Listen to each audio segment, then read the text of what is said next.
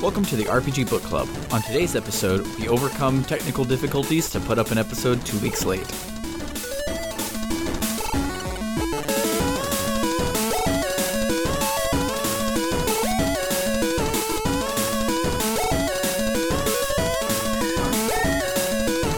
I am the nerdy guardian who fights for virtual love and justice. I am Sailor Eli. And also, welcome to the RPG Book Club, I guess. The podcast where we play a little bit of a video game and talk about how it makes us feel. I've already introduced myself. How about you two? I am Sam Allman, coming at you live over the airwaves. Woo! And I am Michael Spiffle-Webben, and I'm about to get out of my seat for a second and turn off my heater. BRB. So, last time on Sailor Moon, we beat the whole game. Yes. And realized that we were too good to get the actual good ending. We got the quote-unquote good ending, but honestly, the bad ending was better. Because someone had to make a sacrifice and learn from it instead of just going back to school. Yeah, exactly. Like I said, that was the ending that I got as a kid, and I really do think it was the more important one. I think it was the more valuable one. Because, reading the manga right now, even in the manga, which is Sailor Moon in its truest, purest form, because there's limited panel space, is even worse about the, oh no, what do we do? Maybe I should just cast Moon Healing Escalation. Okay, I did. Okay, now I won. And now move on to the next story in the next 28 pages. Yeah, and it's yeah. And so it's nobody really has time for, an emotional, sacrifice crap at the end, except for every 10 chapters Sailor Moon and Mamoru will have one, and that's it. And where are you in the manga? I am just starting number 4. So okay, it will improve in that regard as you get through more of them. Yeah, it's the end of 3 already had improved in that regard, but basically it was okay, well, we have to meet a Sailor Scout every single issue, but also our manga magazine only lets us have 5 pages, so good luck. Yeah, pretty much. I have a question about the mangas. Mangoes? Yeah, I know you talked so much about all the different arcs and stuff, but I don't think I ever got an actual number. How, many volumes are there, if I wanted to go and, freaking read this thing? So, there are 12 volumes of that's not a whole lot. No, that's of just the main story itself. Mm-hmm. There are 2 extra volumes that are some short stories that kind of explore more of the Guardians on their own. And I'm calling them Guardians because that's the new official term for them. Weird. Not, Senshi is still what they're called in Japan, but they translate it as Guardians rather than soldiers. Mm-hmm. That makes sense. So that's... Go ahead. And one thing... that because while we were watching Pretty Guardian Sailor Moon over the weekend, I did a lot of research on it, and the reason that Pretty Guardian Sailor Moon can be called Pretty Guardian Sailor Moon, and because it was the first one that came over that translated it as Guardian. So they're okay, Pretty Soldier Sailor Moon will be the anime, and Pretty Guardian Sailor Moon will be the thing. But then Viz was no, Guardian is better, so all of them were called Guardian. So it's the name stuck, but it's just I'm already reading Pretty Guardian Sailor Moon. What do you mean? What's different just calling it PGSM? It just stuck. to diehard Sailor Moon fans, PGSM is always going to be the live action version. Yeah, I'm pretty into PGSM. I'm dominant in PGSM. Pretty girls and Sailor Moon. Pretty girls and shitty men. And shitty men. Yeah. AKA all girls and all men. Yeah. Excuse me, not all men. Whoa. I know. Bold statement. But anyway, I wanted to first of all address an elephant in the room. Mm-hmm. That elephant is the first chapter of the game is not called Her Destiny. Mm-hmm.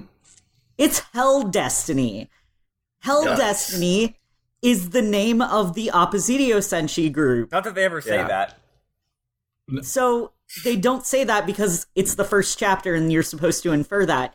It's spelled in Japanese as Heru Destiny. Right. Which is not how you say ha destiny to be Yeah, her it is destiny. not. Yeah, it would be ha if it was her. Gotcha. So basically, it's a racist mistranslation. Well, it's still funny because you think the opposite of Senshi would have at least, when they showed up, been like, "Hi, we are Hell Destiny, and we're here to change fate and make you sad and stuff."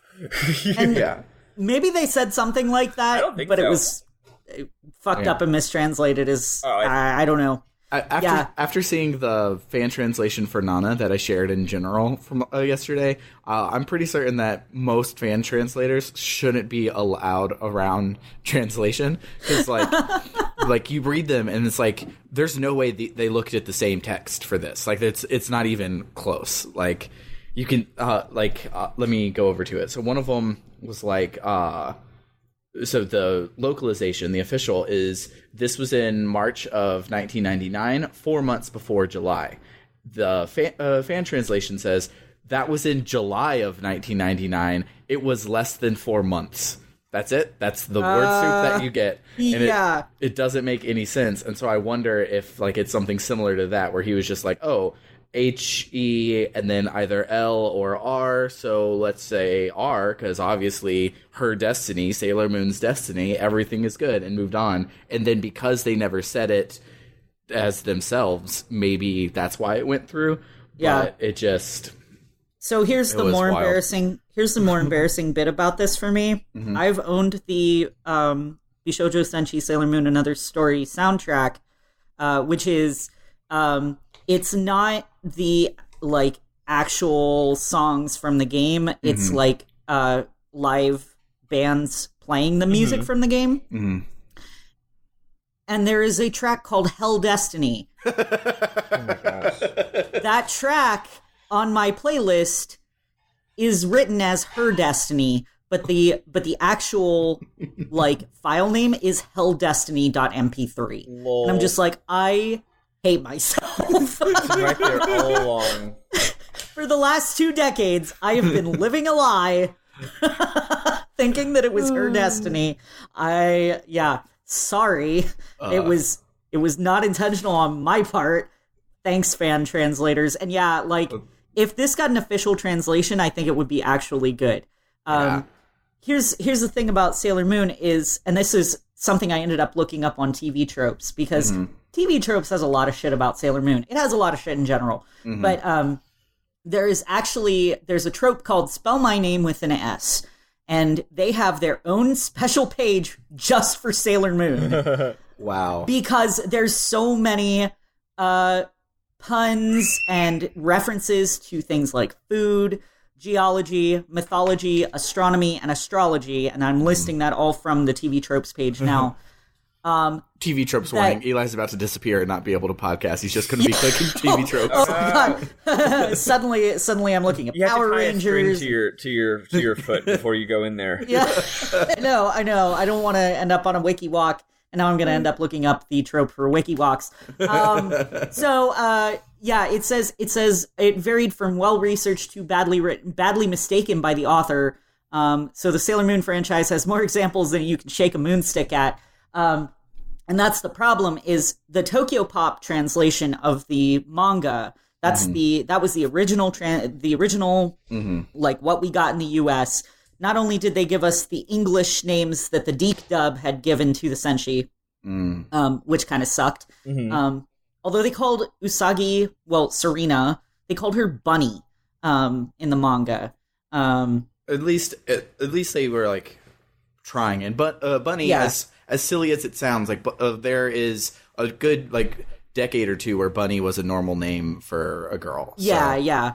And I mean, that's the closest you can get to being Usagi, pretty much in an English translation. But they fucked up so many names for various characters. Like Sailor Lead Crow became Sailor Red Crow. And just all sorts of stuff was mangled. And so fans were understandably upset about that, because as fans, we know what the truth is. We know that Malachite is Kunzite.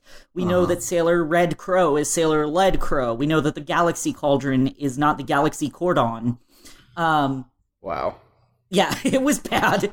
And then so there's a website called Miss Dream, and they have translations online. And then the new official Sailor Moon translation came out, endorsed by Kodansha. Yeah, they put out their own. They're like, look, you guys have fucked this up for 20 fucking years. Yeah, exactly.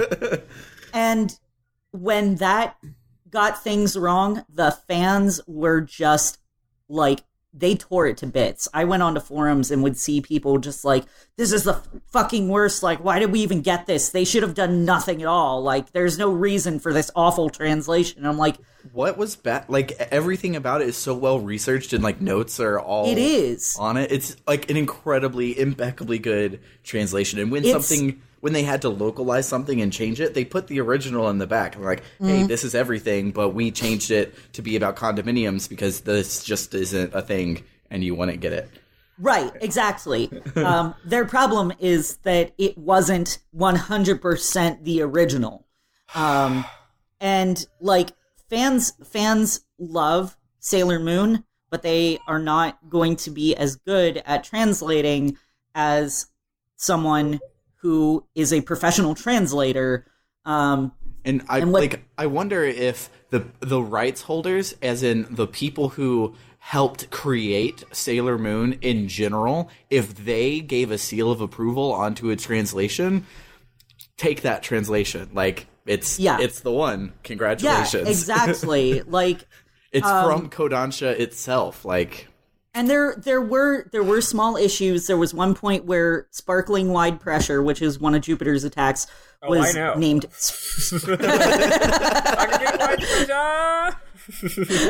was named Spark Ring Wide Pressure, and that's like, okay, it's not a big deal, and they fixed it later on, but like the fans I just saw that one, like I just got to it, and like for like the page itself in Japanese, they broke it up at Spark Ring Wide Pressure. Like there's bubbles for each one, so it's like it makes sense.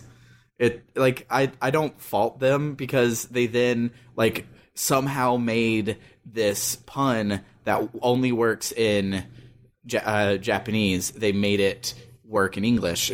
So condominiums are called mansions, like using the English word mansion in Japanese. But mon also means 1,000. I think. Don't quote me on that. 1,000 or 10,000. I'm rusty and I don't want to look it up. So, the joke was, oh, those aren't mon shins, those are oku shins, because oku is the next level up in numbers from mon to oku. And so the translator was like, oh, look at those condominiums, and they're like, well, it's more like a condomillions. Yeah, condomillions. And it like they made the pun work, but it's not the pun that was there before. But it's just like everything was awesome and great, and I heart this translation so much, and I hate weeb elitism as seen in general chat over the past couple of days. Oh my god, yeah. This is Boku no Sailor Moon. It's frustrating, and like what they wanted was someone who was a diehard fan who was also a professional translator, and I'm sure the professional translators really cared about Sailor Moon because they did a fantastic job with it, but it wasn't their otaku level of fan. Well, also, frankly, even if they didn't, who cares? Like, I don't know, fans. That's the whole issue with fandom, is like you think that someone's passion is more important than like anything else, and it's because that's what you use as gatekeeping, right? It's all about like, oh, you're a real Sailor Moon fan, we'll name 3 of their albums, you know, so like, and that happens in that happens in all fandoms, not even just Sailor Moon. Oh yeah, totally. It's so, and I mean, it's honestly why I don't participate in fandoms that much. I just don't really feel that kind of connection. Like, I mean, I love the things that I love. I get obsessive levels of love for the things that I care about, but I don't want to be a part of that community where if I'm not the right kind of obsessing, then I'm a terrible person and I need to... Yeah, like, I need to not call myself a fan. Like, what I think is hilarious is how much I love Digimon. Like, bleed Digimon. I'm going to force you guys to pick between not 2 games, one of which is Digimon, but between 2 Digimon games at some point. Like I still will like go into like a Digimon like subreddit or something like that, and somebody will be like, "Oh, this is just like when Tailmon did blah blah blah blah blah." I'm like, no, her name's Gatomon. You watched it as Gatomon. You then learned her name was Tailmon in Japanese, and you like are being a little jerk about it. Yeah, and then, like, I used to be that way with Pokemon. Like, no, it's Lizardon, not Charizard. Now I'm like, oh, seriously? that's See, I can't even imagine being like that. I will say I do say Aerith and not Eris, but that's only because I think Aerith is a better sounding name. Yeah, and it's been translated both ways in a bunch of different things. So really? in Kingdom Hearts, it's Aerith. That's where I must have forgotten. That's where I ran into her the first time, and then in the current translations, it's Aerith of 7. It's just the feels like a fan translation, Cursing Up a Storm original Final Fantasy 7 translation that called her Aerith. Oh, okay. So yeah, it's like I don't it's think... literally just where you found it is for that one. They apparently did say shit a lot in that. Media outside the original game and Advent Children, and I don't remember what they call her in that. So yeah. So so it's just, but that's not an elitism thing. That's just like I like that name better. Also, it's like they're so similar. Who cares? Yeah. It's not like you're sitting there like, oh, who's your favorite Pokemon? Oh, it's Haxorus. Oh, you mean Onanox? Sorry, I only speak Japanese. Yeah. It's so dumb. I'd like to issue an apology for mentioning TV tropes. Apparently, Matt Jorgensen has gotten lost, and we'll have to send out an internet search party for him. More details on that to follow. Speaking of translations and Sailor Moon and poor segues by me, what did you guys think about this game in general? Let's go to. Oh, I'm so happy to hear you say that. I mean, I fucking love it because I'm a diehard Sailor Moon fan. I'm really glad to hear you say it owns Spiffle because, like, I know it's baby's first RPG. And I know that there are a lot of ways that could have been improved. I'm in like a weird place with it where like it's over and I wish that it wasn't. And but like there were so many things that were frustrating and needed to be polished. So what like my review of it is what we got, I enjoyed. If they would have taken an extra year of development time and given us like RPG stuff to fill in the middle of the cutscenes and dungeons is all that we have for this game. And so if we had like exploration, like your party, like earlier, more stuff to do, like we mentioned Chapter 4, if Chapter 4 was about 20 hours long, that game would have been like best game of all time type stuff for me. Like I don't think any of the issues I had with it were irreconcilable. I just feel it's like, well, this is where we're going and we don't have enough money to QA any farther to see if this gets broken with an exponential leveling scale. Also, just as to what you said earlier about the RPG stuff that we all crave, it's like born on a mountain, raised in a cave, cutscenes and dungeons is all I crave. or in Sailor Moon's case, teleport directly to the top of mountain. Yeah. I was just listening to that first episode, and then high up. Yeah, you bringing that up, and I'm just like, that did happen. Yep. Yeah. And then she fell. Yeah. But yeah, there's a couple. Sorry. Go ahead. You go ahead. I was going to say there's a couple other etymology things that I wanted to bring up that either I or the game messed up. So it's actually Queen Mataria, not Queen Metalia. Metalia is gobbledygook. That is not a word. Mataria is actually a Latin word for something buried in the earth. There you go. But she's been Metalia in everything, so... She will get Yeah, it's been back and forth. Like, official translation at this point, I think, is actually Metalia now. But originally, like, she was always spelled as Mataria. And there was an old Sailor Moon website called Diascaldi, that is unfortunately defunct because Genvid went down long ago. But yeah, they he would give reasons for, why he felt that this was the correct translation, and he would go into explanations.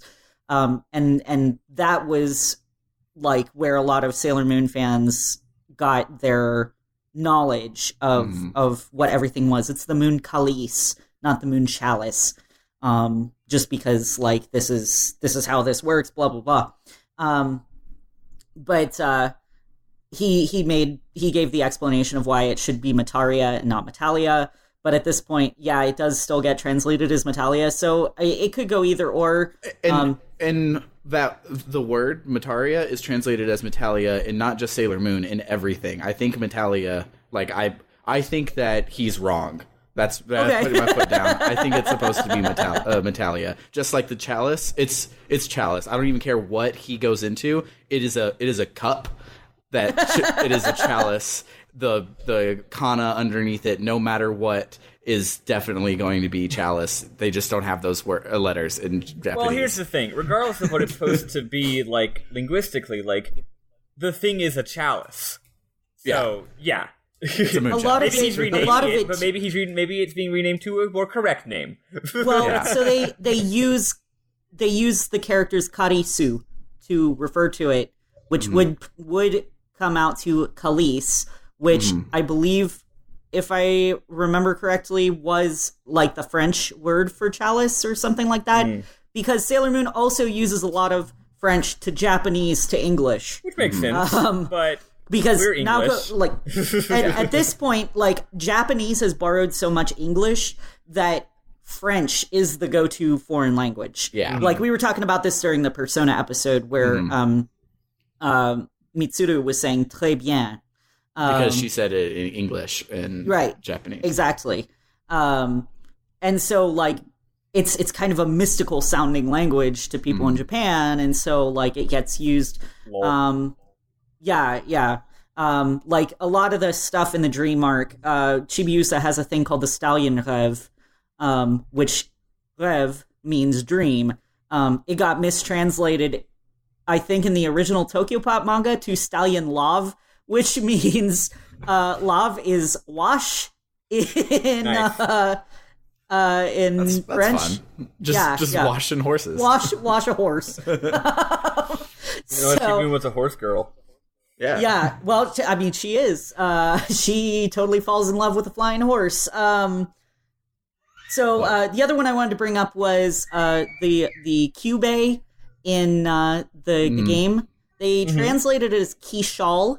It should actually be Kishar.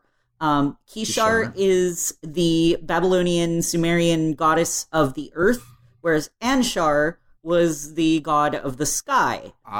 So that makes it. There we go. Makes it sense. Yes. So Kishar makes more sense there. Yeah. Speaking of the game and Anshar and all of these things, Spiffle, you said you were going to blow my mind and make me regret that I didn't play this game right whatsoever. Oh my god. Well, neither did I. Okay, so I'm looking some stuff up, right? Because I'm just I was just wanting some sweet tips because the game gets hard at the end and my party was stupid. And I found out about this thing. It's not hidden. It's right there in the game, called LAP. Any of y'all see that? No. It stands for well, I'm not actually sure. It's like link points. I don't know what the L is for. Maybe link action. Yeah, because your actions, you have your attack, your specials, and then your link actions, right? And those are called link action points. LAP. And if you go to any character's status screen, which why would you do that? Except to check which one has the most defense, so you know which one to put in which row. They actually have LAP. Here's the thing about LAP. Every character's LAP starts at 0, and it goes up when you use link actions. It's some Final Fantasy II shit. My god. And Are you serious? anytime you use a link action, the damage is... Oh, and it's throughout the entire game. Like, it just goes up throughout the whole game, and it gets higher and higher and higher up to 255, and once it's 255, then it's at max for the game. And every link action, the way the damage calculates... So I thought the damage... So first of all, link actions, row doesn't matter. Okay. I thought it did, but that's just because I was like, well, no, when the back row character uses it, it's weak. But that's just because the back row character is weak, right? Yeah. So it's just because they're weak, not because they're in the back row. So whenever you use a link action, first of all, I'm sure y'all noticed the damage calculation is based on who initiates it, right? Regardless of who the person is. So what happens is part of the damage calculation is based on who initiates it and uses regular damage. So it's like it's their attack, it's the enemy's defense, it's blah, blah, blah. But another portion of every link action not only is calculated from the LAP of both participants, but it also ignores defense. Oh my god. So the first portion of that isn't dependent on LAP and is just going to be whatever you'd expect. But the second half of that can be pumped up by raising your characters' LAP. And so, yeah, if I'd been grinding with link techniques this whole time, your dudes would have been way better. Yeah. But it's tricky though. You can't just use them. The way it works is every time you use a link tech, you get half of an LAP. But the integer that, I'm guessing the code that keeps track of LAP is in what you call in programming an int, which means it can only store whole numbers. I know it's int because it goes up to 255, and that's what an 8-bit int holds 255. So it's not like it actually keeps track of like 0.5. There must be some other bit somewhere that keeps track of it. And the way it works is, in battle, if Sailor Moon uses a link tech with Sailor Jupiter, when Sailor Moon initiates that move, Sailor Moon gains half of an LAP. Sailor Jupiter does not. It's whoever initiates it. Then, if Sailor Moon uses another link tech with Sailor Jupiter, it could be the same one, or I guess it could theoretically be a different one if they have two with the same two characters. Then Sailor Moon gets the other half of that LAP that she needs, and her permanent LAP actually goes up. But here's the thing. If Sailor Moon does a link tech with Sailor Jupiter and gets half of an LAP, and then doesn't do the other half for the rest of the battle, then it's like it didn't happen. And if Sailor Moon does a link tech with another Senshi, nothing happens. Like, once you initiate getting half of an LAP with one character, you have nothing. You're blocked from getting it with any other characters until you finish. That is way more complex than I ever gave this game credit for. So you have to use two. You have to do it 2 times to get one. So I started doing that in like the final fucking dungeon. The problem is the final fucking dungeon, I was beating every enemy in 1.5 turns basically, and it wasn't enough. And because of the characters' speed, like I had like Sailor, whichever one was doing, Venus was doing Mondo damage. Venus went like second. So Moon went first. Everyone else went after her. So first Moon would go, and Moon would like link up with Jupiter. So Moon would get half of an LAP. Then Venus would go and kill the heck out of the enemies, but not actually kill them, just hit them really hard. Second turn, and then all the other Senshi would also do their link techs to get half of an LAP with whoever they want to get half of an LAP with. Second turn, though, only Moon would have time to use her thing, so she would get an LAP, and then Venus would use hers, win the battle, and the rest of my LAPs don't happen. However, I think the tutorial I was using, or the guide I was reading, did not specify if that half of an LAP does carry over to the next battle. So I can use Sailor and Moon and Jupiter one battle to get half, and then use Moon and Jupiter in the next battle to get another half. I think it actually might, because even though what I'm saying, the strategy I'm explaining right now, shouldn't have resulted in most of my Senshi gaining LAP, they were. Kind of. Okay. So all I know is after a while, so basically what I did was I just started using way more link techs, and then later I went and I checked their status, and I was like, oh, so-and-so has 10 LAP now. They had 0 before. And of course they all had fucking 0. Even though I'm in the last dungeon of the game. So, it's real weird, and maybe if the game had a manual that we could have read, maybe it explains it. Maybe some NPC explains it. I don't know. I think I talked to like every NPC in the game, but I didn't find that. They probably wouldn't have explained it. They probably had that Dragon Quest thing where some NPC is like, if you use link text more often, they'll be more powerful. So like they explained the idea, but like I don't remember seeing any NPC is too damn nuanced to actually figure out. I don't know. Pokemon does that real bad. Like Pokemon in-game tells you how EVs and IVs work, but I've never, ever known that for the entire history of Pokemon. Until somebody was like, oh no, this guy, when he's like, wow, your Pokemon is really fast, that means you have the fastest Pokemon. I'm like, that's not, no. That's, give me a status screen where I can just see all the numbers. I do think in Pokemon it is supposed to be obfuscated, because the idea of not EVs, but IVs, is that every Pokemon is supposed to feel like it's unique. So I don't think the idea that fans would be reverse engineering this and picking it apart and actually gaming it, I don't think was intended. I think the idea is that it's supposed to be mystified, right? Yeah. It's just a mechanism. And so Dragon Quest VII does something funny. It's got a class system, so you have XP and AP. At one point, an NPC is like, hey, don't just train around weak monsters forever. Eventually you'll stop getting stronger. But the thing is, you never stop getting XP. So I'm like, that's what he said isn't true. Maybe he just means philosophically, eventually like the amount of XP you're getting isn't enough to matter. Well, the thing is, the game never tells you how much AP you get. Ever. It doesn't say. You just get it in the background and eventually learn new abilities. At some point, the game has a hard cap where after you've done a certain amount of battles in a given region, you just stop getting AP. Wow. And the game does not tell you that. So you're like, I'm still getting XP, but I haven't learned a new ability in a long time. On those mechanical things, I actually, and this is another thing I learned from TV tropes. Sorry, please don't get more lost, Matt. We'll find you soon. I learned this from TV tropes.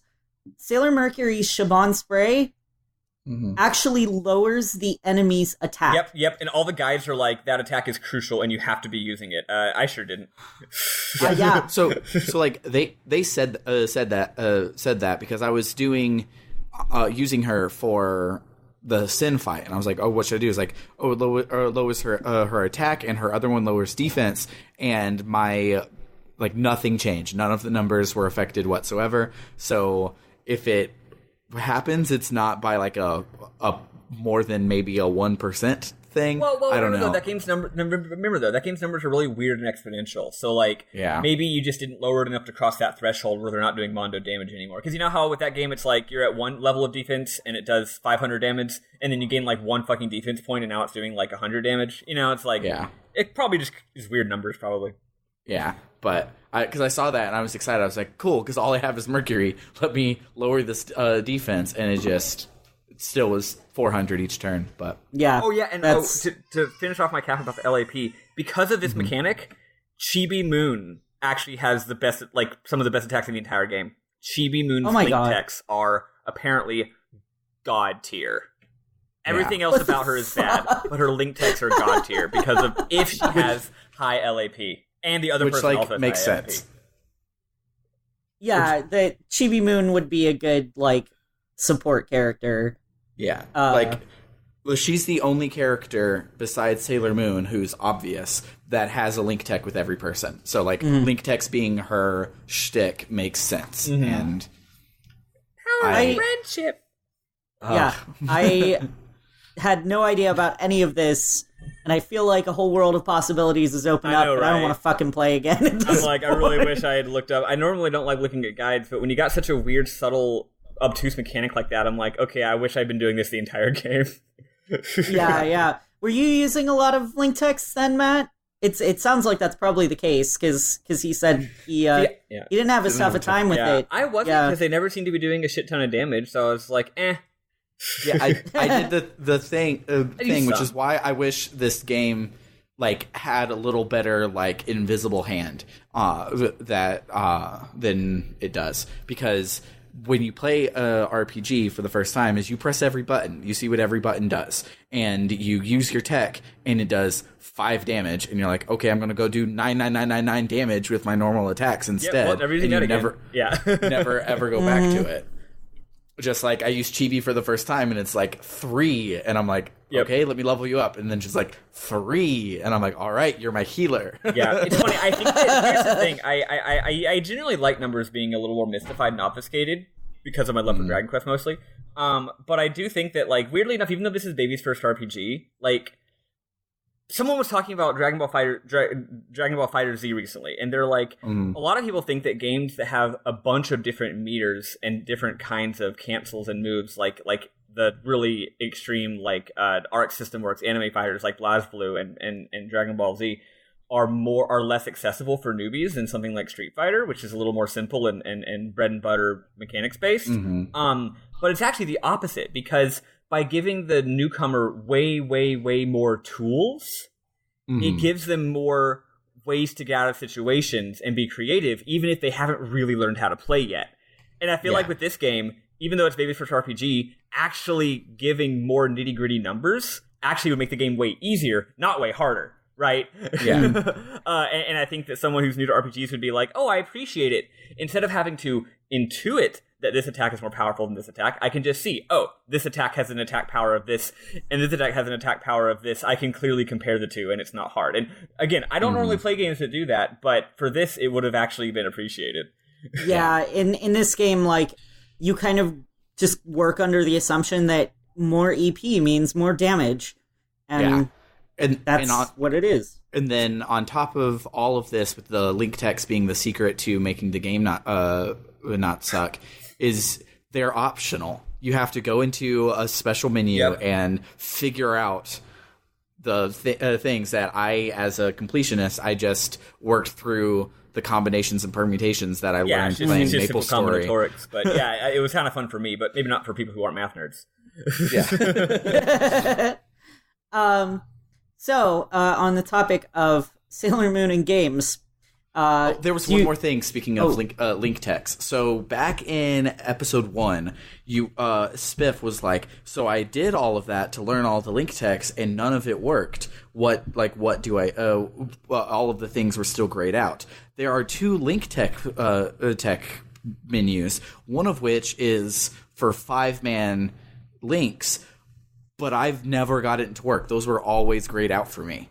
Wait, really? Those depend on your formation and the senshi who are with you. You can only do the Sailor formation. Are you sure? Yes, they do. They absolutely do. The Sailor Planet attack, that one I don't think requires a specific formation, but it requires specific senshi. Okay. You have to go with Mercury, Mars, Venus, Jupiter, and Moon. Yeah. And if you don't have those specific 5... I guess I just got lucky, because there's like 6 of them, and I feel like at any point in the game, I was usually able to use like 1 or 2 of them, but I guess I just got lucky. I was never able to use any of them. I figured they were, but like those could have just been link techniques that you could have learned. Like, you go in that menu where you're already having to do it, and then you put in 5 senshi, and it's like, ta-da, here you go. Here's their big ultimate special move.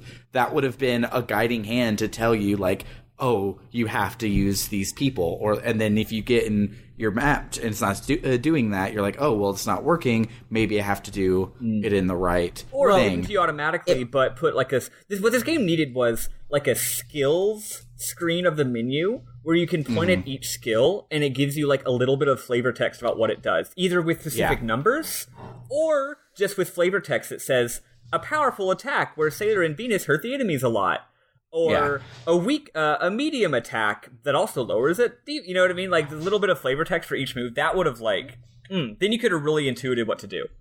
Yeah. In the case of the 5 senshi combos, if you look at them, they have names like Sailor Victory Attack, Sailor Arrow Attack, Sailor Cluster Attack, which means you have to be in that specific formation.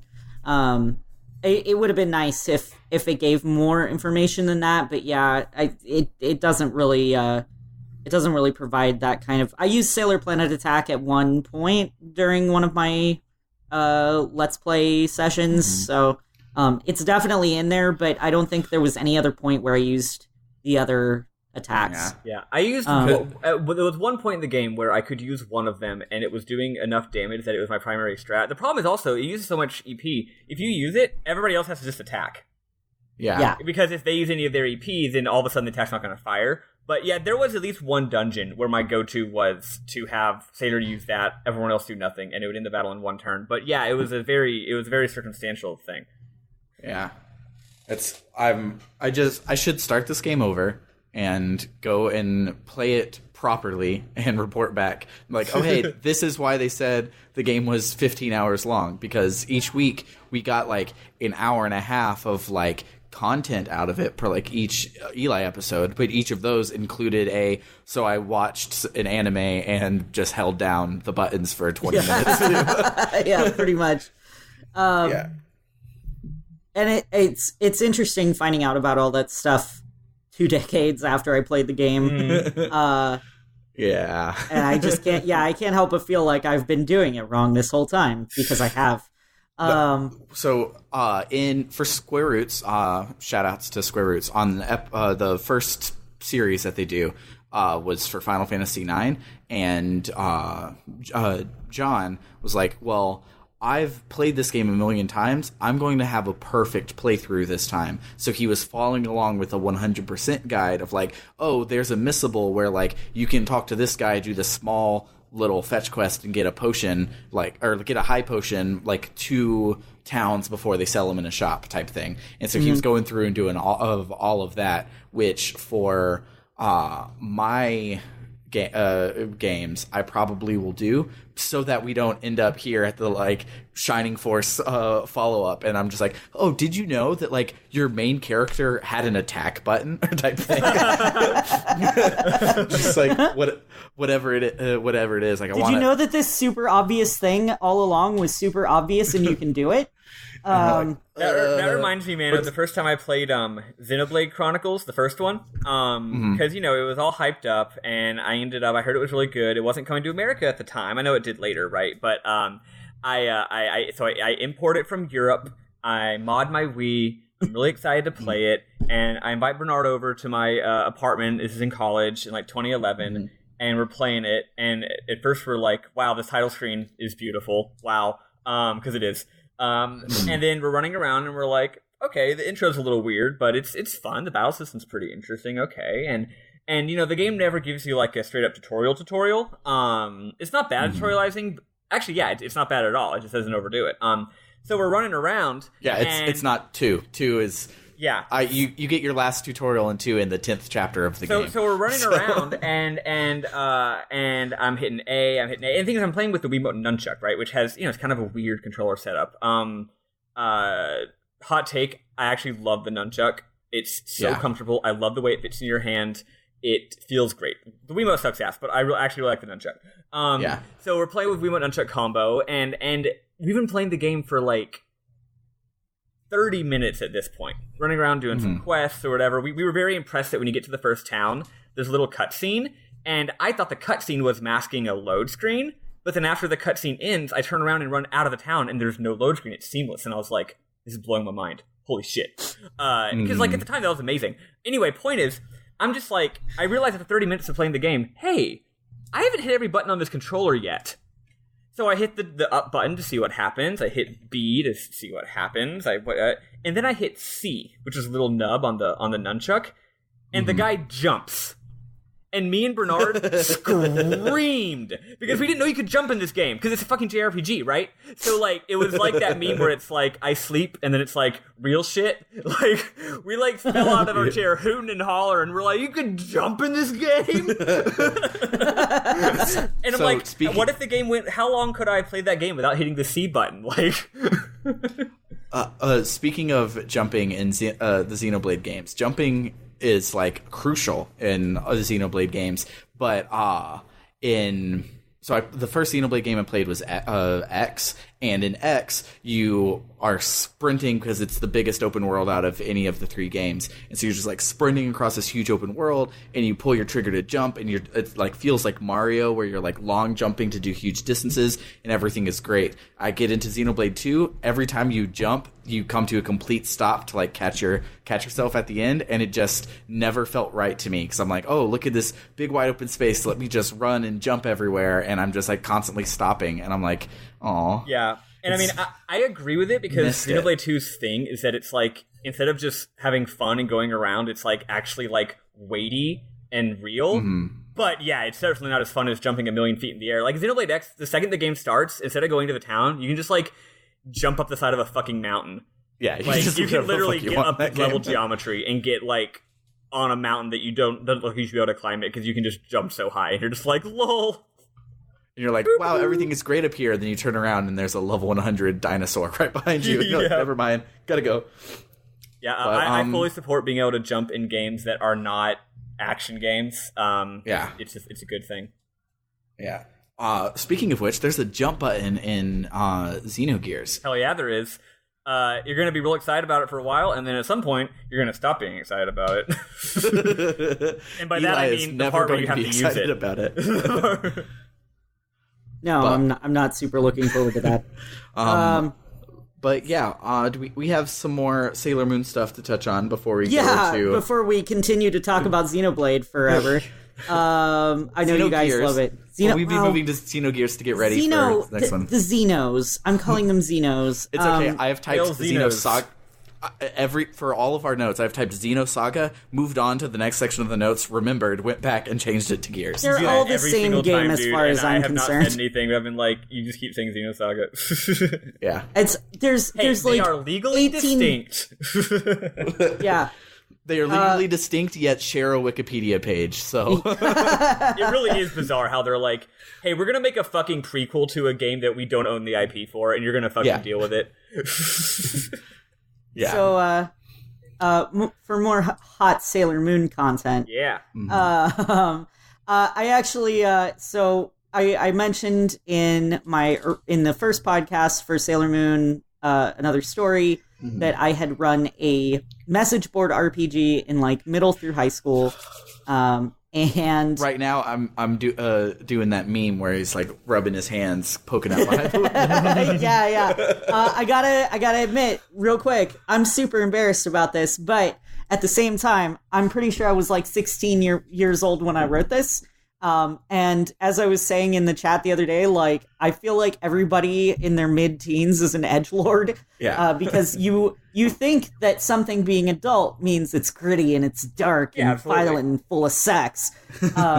Like, that's just what being an adult means when you're a kid. My life is so violent and so full of sex.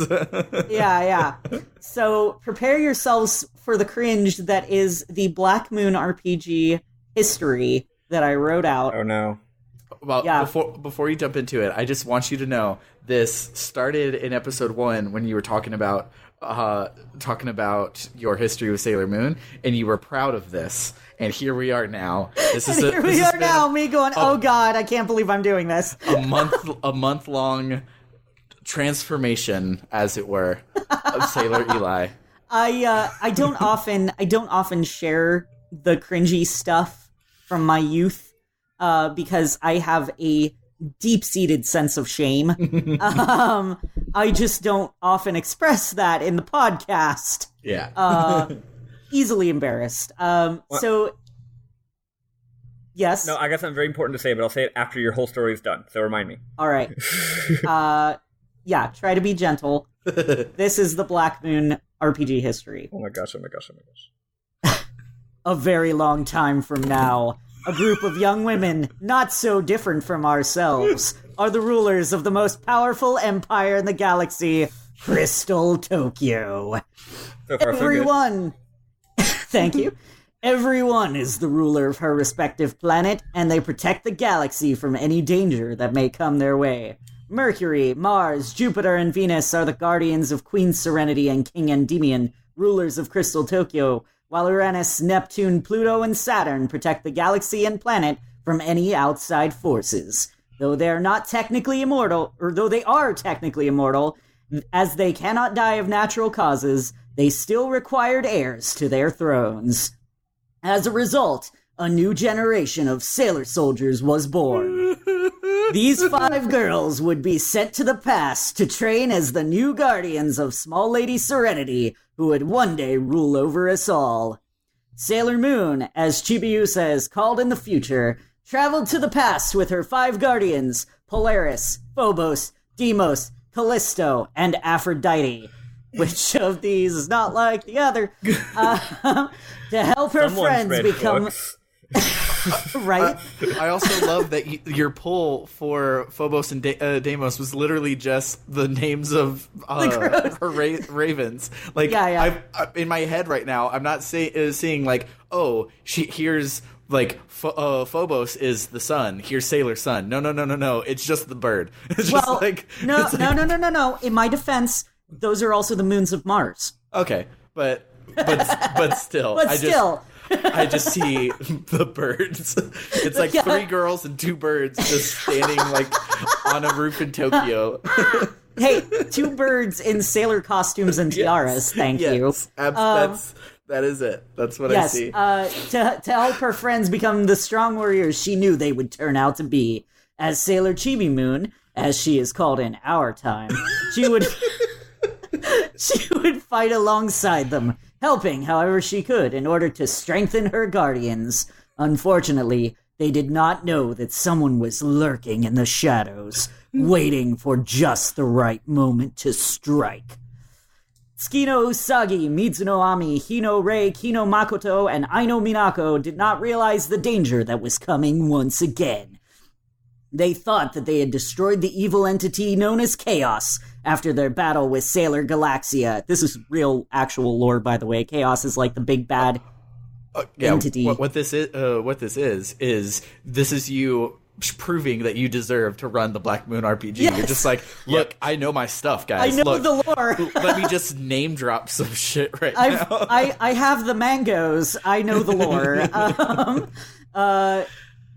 Where was I? And that all was peaceful once and for all. Even Kaio Michiru did not realize that only by looking in her mirror, she would know of the fearsome beast that had returned from its 4 Earth-year dormancy to try and rule the universe once again. Meo Setsuna and Tomoe Hotaru had a bad feeling that something was happening, but Michiru and her partner, Tenno Haruka, told them just to ignore it, that it was a figment of their imaginations. How wrong they were. And I love that, like, you didn't put that in a scene. You just are a friend telling somebody else about a scene that they saw. They're like, so Michiru said this, right? And then so-and-so said this.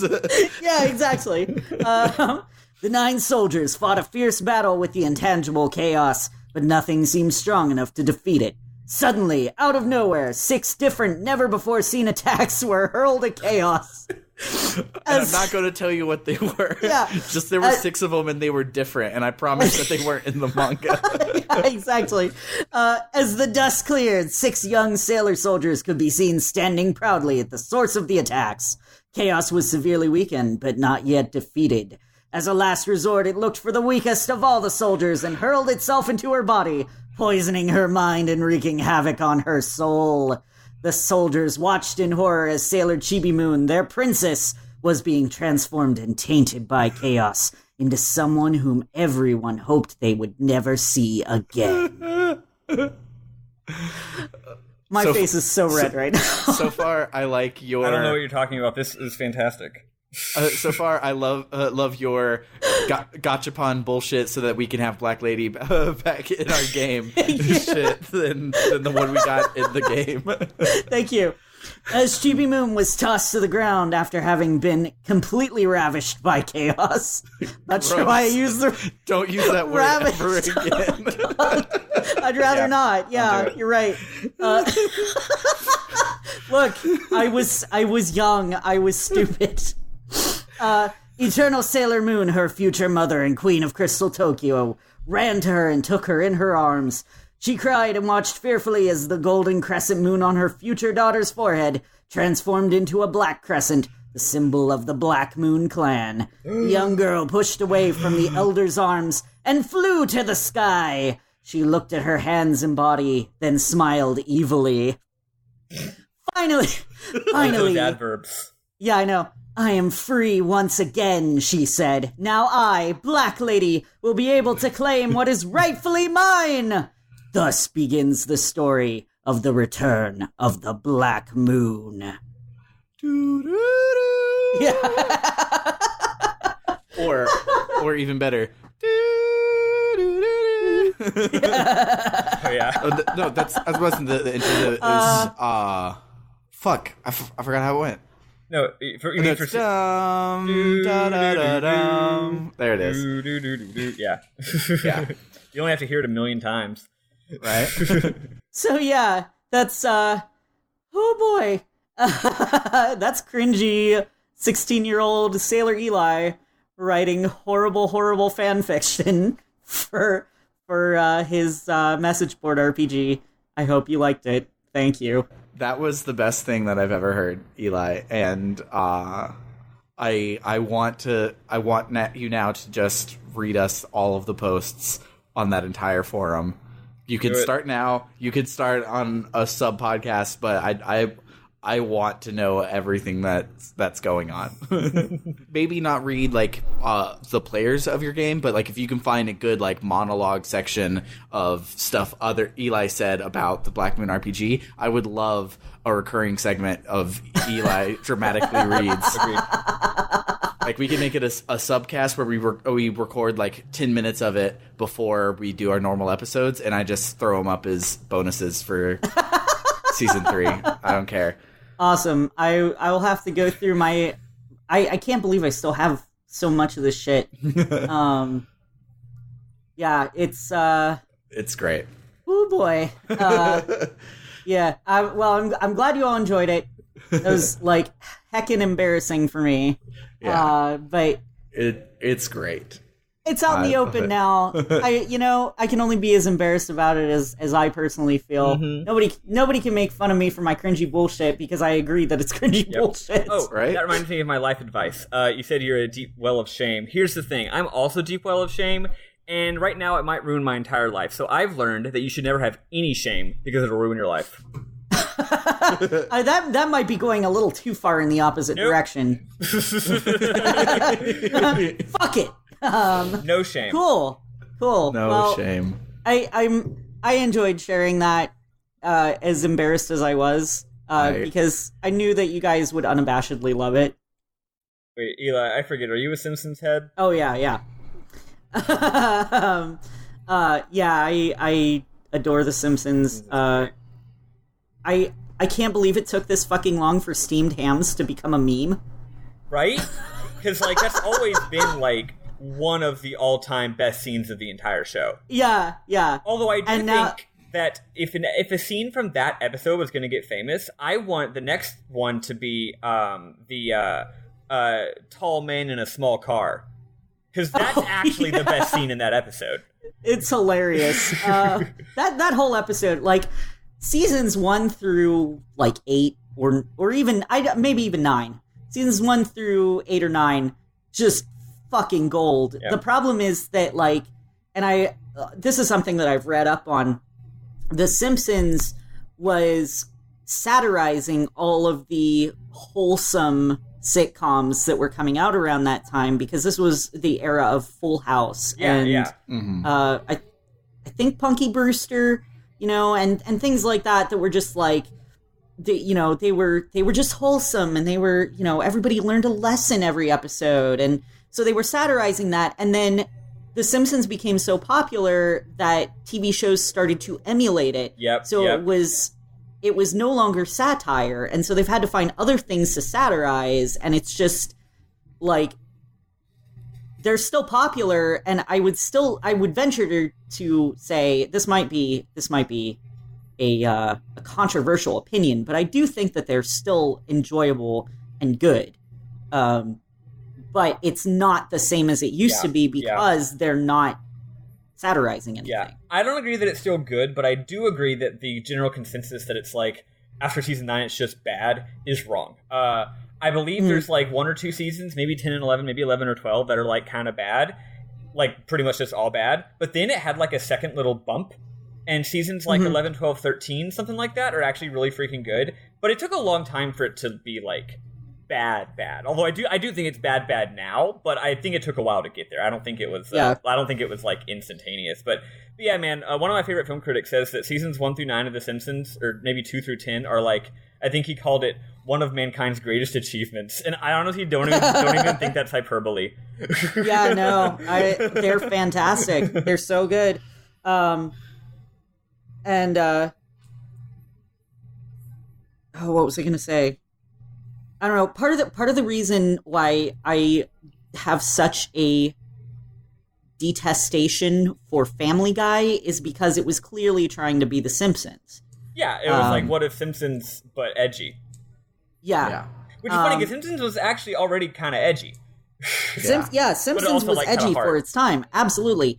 Family Guy, before it was canceled originally, was okay.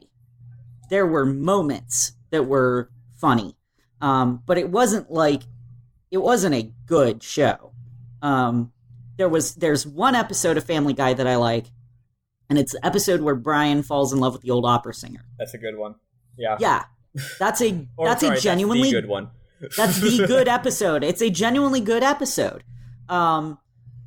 Everything else is like, oh, this is kind of funny and random in the middle of this episode that I don't really care about. Like, I would quote the funny, like, random, like, smash cuts, but I never liked the episodes in general.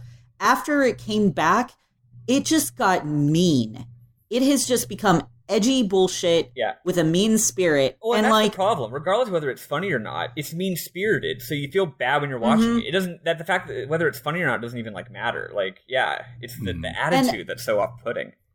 I am someone who likes South Park. I haven't watched it in years, so it may have actually, like, I may not like it now. I have a lot of feelings about South Park because of their position and power to do something in the 2016 election, and in the end they did not, and their whole, like, we make fun of everybody thing at the beginning was revealed to be a lie, and was instead just like, we're libertarian assholes. Yeah. So yeah, and I knew that was the case. Spoiled my, like, many like decades of loving South Park, like how they handled the election, just kind of like, oh, okay, you're kind of just spineless, mean assholes. Yeah. And that was what I had heard, at least to some extent. So, I mean, like, up to a certain point, I would say I like South Park. Yeah. But, yeah, Family Guy has just, it's just so mean. Like, everybody is a terrible person. Everybody is constantly at each other's throats. Everybody's, everybody is cruel to Meg for no reason. Yeah. And as someone who grew up as... Yeah. Oh, no, go on. I was going to say, someone who grew up as, a girl who didn't feel like she fit in her own body and who felt like an outsider regardless of what I did. I could identify with Meg, and then it really hurt seeing her just get made fun of constantly. Well, I think it's one of those things where the fans had a negative impact on the show. Like, I'm not here to defend the show's creators, period, but I do think it got even worse because the most popular character was Stewie, right? Yeah. So what's going to happen? If all of your fans love Stewie, eventually everyone's just going to be Stewie. Yeah. Right? So, like, the mean-spiritedness and, like, the classic line, that everyone quotes from Peter is, like, shut up, Meg. Because the joke used to be, originally, and again, not trying to pin the show anyway, but, like, there was an identifiable heart behind it. And the joke was that everyone's mean to Meg, and that's bad. Like, they're mean. Like, like, it's critical of the characters being mean. But the thing is, all people who watch the show are like, no, I love Stewie, and I love being mean to Meg. So eventually it just morphed into, well, no, now we're just being mean to Meg because we don't like Meg, which is the complete opposite of what the show was originally saying. Although now on one hand, fans are likely to misinterpret anything, but you can also say that if everyone who watches an artwork misinterprets what it's saying, then maybe it wasn't saying it very effectively. That's true. Like Fight Club, for example. If people get the wrong message from Fight Club, part of it's on them, but also it's because maybe the directing and the cinematography of the movie was not really conveying what the script was trying to convey, and that's why you get the mixed messages, Yeah. Compare with Martin Scorsese, whose work will never be misinterpreted in any realistic way because he's a really good director and knows what he's doing, Yeah. Like being about Fight Club and, like, the messages that were meant to be behind it, and, like, about being gay and toxic masculinity and things like that. Like, it makes me appreciate Fight Club more, but at the same time it makes me angry because there's so many people who did not see those aspects of it and just think it's a cool movie with a guy who fights people and well, that's the problem is if you're portraying is that it made being bad look too cool. And I don't think it was on purpose, because again, if you look at what the movie's really saying textually, it's not saying that being bad is cool. It's all Brad Pitt's fault. Fuck that guy. But the directing makes it look so cool that Yeah. Yeah. Yeah, I react negatively to over-directed stuff like that anyways. Just like when you guys were like, oh, I love David Lynch, all I had heard about David Lynch was like every time he looks at his radiator, he's thinking about his dad, and that makes the whole movie click or whatever. And I'm like, that sounds like the type of bullshit that like I don't like. And so when the directing is like really arty and going for all of this stuff to like hide their message, no, like everything should tell your message, not hide it. Not like, oh, like it's cool if you think of this, then the whole thing is about toxic masculinity or whatever, and not just like, no, like make Brad Pitt like the ugly guy, like give it to fucking Steve Buscemi. That's Tyler Durden's character now. Yeah. And that's another problem. You bring up the word nuance. Nuance doesn't exist on the internet. Yeah. Not at all. And it's so frustrating to me as someone who kind of prides himself on reading into nuance and seeing nuance and understanding that and recognizing that things are complicated and not as simple as they may appear on the surface. And then people are like, no, this is a black and white thing. And that, so whatever. Just as a general aside about internet culture, before we get way too far down, right now we're talking. We've gone off the rails from. We went off of a Simpsons reference, talked about the Simpsons, then Family Guy, and now we wound up here. So we should probably it's dial TV this back tropes, somewhere. the podcast. We did it, guys. We got caught in a TV tropes link, but we're just trying to find Matt. That's all it is. Yeah, that's it. But one of my favorite things about there is no nuance on the internet is leftist Twitter has become everything is nuance, no nuance on the internet. It's just like, wait, no, what do you mean right or wrong? Like I'm adamant that there is a middle ground, and it's beautiful. But I thoroughly enjoying it. I feel bad. Like I don't want us to be the podcast that gripes about leftist culture, because I don't want anyone to think that we're against that kind of thing as well. Like, oh no, I'm all for it. Yeah, I am too. Yeah. No, go back. Yeah. Shit. But yeah, we should probably we'll reel it back in. Let's head back towards Sailor Moon territory. Although you were going to read Roscoe and James, right? Oh, Photobucket is the worst website ever, and it was just loading, but not like my website loading. It was an asset on its page, probably used like Shockwave 1.0, and was not loading. But so we have been going for about an hour. I think that we should transition now to making Eli actually hyped to play Xenogears, the podcast. Good luck. Yeah. I have no understanding of the Xeno series at all. This is the first one, so it all sounded like the name Xeno plus word has always struck me as, this sounds really dark and edgy, and I probably wouldn't be into it that much, honestly. It's almost not dark at all. So anyway, long story short, the same people made Chrono Trigger, Xenogears, Xenosaga, Baten Kaitos, Xenoblade Chronicles 2, and it's cool to see these artists who started doing the same general shtick 20 years ago finally have their artistic vision come to fruition in a great game. It inspires me a lot. I want to be like them as artists, and that's why Xenogears is cool. The end. In addition, I said I was going to share a couple of tips. The first tip is about the speed up thing. Sam, would you like to share that, since you're the one who's actually done it? Yeah, so there exists an issue, quote unquote, with Xenogears that's actually a really cool use of technical limitations of the PlayStation to give you a cinematic experience. However, we're in the future, and it's really frustrating for us. Yeah. It very much might be an issue depending on who you are. Yeah.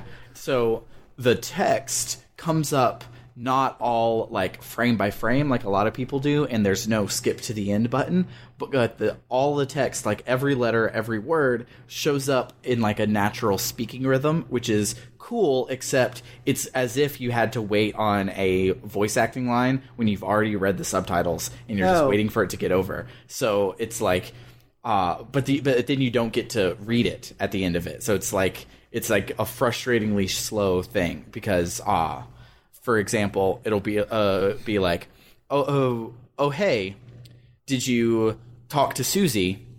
I heard she needed something from you. Instead of the sentence just all coming up like there, you would get, oh, hey, and then you'd be pressing X to go to the next thing, but it's not done filling out the box yet. So then it goes up to do the next sentence, and you're still mashing, and it doesn't go to the next box yet. And then it finally finishes and lets you go to the next box. And so it's like a frustratingly slow thing. So now that we're in the future and people have gotten really good at hex editing, there is a simple 2-line gameshark code that adds in a press X to fill the box button. So nice. It's really easy if you're playing it on anything that accepts gameshark codes. If you're playing it on like an actual system, if you're playing it on an emulator, you can do it. If you have, so I don't know if this works, but if you have a GameShark disc and you put it in a PS3 and you load up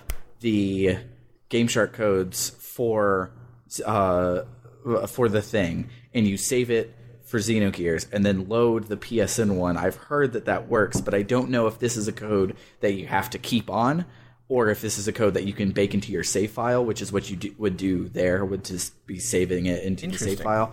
I don't know if that works on the PS3, so there might be hope if you don't have a copy laying around, but yeah, it's a GameShark code. It's you don't even have to patch it. They have patches that put it in there for you, but you don't have to do the patch. You can just turn on the GameShark code and have fast text, and it's beautiful. Yep. It saves in the speedrun, it saves 5 hours off the speedrun. Of like a 55-hour long game. Yeah. So ridiculous. Yeah. So I highly recommend playing with it if you are a fast reader. If Eli, if you and Ken are going to be doing silly voices with it, you might not even notice. So it's toss up, but it's definitely annoying, especially for like shopkeepers. I don't think should have cinematic dialogue. Yeah, but if it's a cutscene, it's fine. But when you're talking to all the NPCs, you're like, ugh. Yeah. And one thing they do that's cool is when you bring up a text box, it doesn't take control away from you, so you can still run around. Which started in Chrono Trigger. So I end up talking to a shopkeep, and he's like, "Oh, let me tell you this story before I just tell you that I have buy and sell," and I'm running around in circles in frustration and jumping over, doing bunny hops while you're waiting for him to talk. Yeah. Like Half-Life 2. Yeah. But so definitely look into that. I'll have links in the Now Playing, and I'll pin it, and I'll put it in the show notes for every episode. I'll probably just credit the guy that did it and then give you the GameShark code, so you don't even have to click a link. You can just look at the thing, put in the GameShark codes, and then have an easier future time with it. Yep. That's the first big tip. That is a good reason why you might want to emulate this game. You should still buy the game anyway, of course, to support Square. And it's just $10. $10 on PSN, so pay $10 and then emulate it. I paid the $10 getting ready for it back in the day, and then I heard about all this stuff, so I put it on my RetroPie. So I have it on PS3, my PS3, and I also have it on my RetroPie. Also, just in case you're not aware, you can play it on disc on PS1, on PS2, PS3. PSN on PS3, and then also it plays on Vita as well, and I think it's got cross-buy. So I'll be playing it. I'll be playing it without the GameShark code, but on my Vita, because that'll be the ideal situation for me. A few more tips for the game. I don't say this to belittle the previous games or anything, but it's like this is the first real-ass JRPG we've actually played. I'm not saying Persona 3 wasn't a real RPG, like it wasn't hard, but it wasn't structured like a normal JRPG, right? It was unique. It's its own special thing. This is a real-ass JRPG, and you are going to need to play it like one. If you don't, you will regret it. You're going to need to pay attention to things. It is kind of hard, if I recall from my 2 times playing it in high school. Look, it's Rizzo. Say hello to the internet, Rizzo. Yay! Hi! Yeah, so like explore. One of the best things about this game, I do think, is its NPC dialogue. The game has a really beautiful. There's a term called world sense, which is some sort of Japanese term that game designers use, and my favorite game critic Tim Rogers turned me onto it as an English term, world sense. He says that world sense is one of the main things that makes a JRPG really, really pop, and it's different than world building. It's just like how much does the writing seem to ring true, and create a sense of place. And Xenogears and every Xeno game has phenomenal world sense. So talking to every NPC, I think, is very important, just if you want to get the full experience of the game. Explore. The reason it has the whole 3D environment, 2D sprites thing is because it has these beautifully crafted rotatable camera 3D environments. The towns are things of wonder, which if you played Xenoblade Chronicles 2, you'll know makes sense. The towns are just beautifully architectured places to explore and enjoy. Battle system. Oh, you might want to download a PDF of the manual, because the battle system has some nuances that I believe are pretty well explained in the manual. So you're going to want to be looking into that stuff. It's really cool. So it's turn based, so you won't have to worry about jumping to beat a boss battle, Eli. Yep. And yeah, the jumping is only out of battle. Yeah, but the the turn based itself kind of has like it's not like a combo system like in a Street Fighter, but it's like you can do a heavy, medium, and light attack, and you have like 3 or 4 doodaddies to be able to do it. So you can do like 4 little ones, 2 medium ones, or 1 big one. It's supposed to. The idea is that the turn-based role-playing game is supposed to have the visual pizzazz of a fighting game or a fighting anime. That's the idea. Is that it looks like a fighting anime. So just it's kind of a weird battle system. So look into it. But I do think it's very good. So if you sink your teeth into it, I think you'll get a lot out of it. Another tip I have though is the game has 2 battle systems. There's the battle system when you're on foot, and then the battle system when you're giant robots. Here's my number 1 tip for the game. Try to not spend all of your money. I'm not saying never buy equipment or anything, but for the first part of the game, if you go to a town and you don't need to spend all of your money and you don't need to buy every single piece of equipment in order to survive, please try to save your money. Because once you get to the point where you can buy equipment for your giant robots, it costs a lot. And giant robots are a lot more influenced by equipment than by stats because they're robots. What does being good at fighting make you better make your robot stronger? That doesn't make any sense. So buying equipment for your robots is very important. So when you get to the point of the game where you can buy equipment from your robots, you're gonna want to have money to do that. Okay. So that's my number 1 tip for early game. It's not like a huge deal or anything, but the first few robot sections are not easy. So do yourself a favor, try to save money if you can. Because you'll a little bit later. The game is often very linear, so a lot of the time you'll get in situations. Other real ass JRPG thing you're gonna want to do: rolling saves. Definitely gotta do rolling saves here. You'll get caught in long sections where you can't go back to the world map for a while, and there's a bunch of cutscenes and battles, and you might get screwed over. When I played this game, I never actually got to a point where I had to load an older save and replay a large section of the game because I was screwed over, but I many times was very worried that would be the case. There were many times where I was like, how is this going to happen? And then eventually it happened. Those are my main tips. Just play it like a real RPG because it is. And unlike Persona 3, even though it was like hard, it was also nice because it's hard to get through Tartarus, but you can try multiple times, as long as you're good about not going on the last day or whatever. This, it's like, if you're in a dungeon, you gotta beat it, and that's just kind of the way it is. If you're worried, if you don't like games being hard, you don't like having to try boss multiple times, then do some grinding on the world map. I don't think I ever had to, but I also remember having to try bosses many times. So if you would rather just save the time now and do some grinding and enjoy the benefits later, if that's your playstyle, definitely do that. And And that's basically it. Also, the music's insanely good, but it does the thing where it'll reset the music. So sometimes you might want to just sit there and listen to the music because it's really good. One small tip that I've found already is in your first town, if you don't find a PDF of the manual, there is a house where the guy will teach you literally everything. Yep. You can ask him every question about everything in the game. I think he even talks about the robots, and you don't even know that that's a thing yet. They're not on the cover, so it's just like whatever. But yeah, I didn't know that giant robots were involved. It's actually the game's main gimmick, is that it's a mecha anime. Now less interested. I hate to admit that. Oh no, I don't like giant robots. What? Magic Knight Rayearth notwithstanding.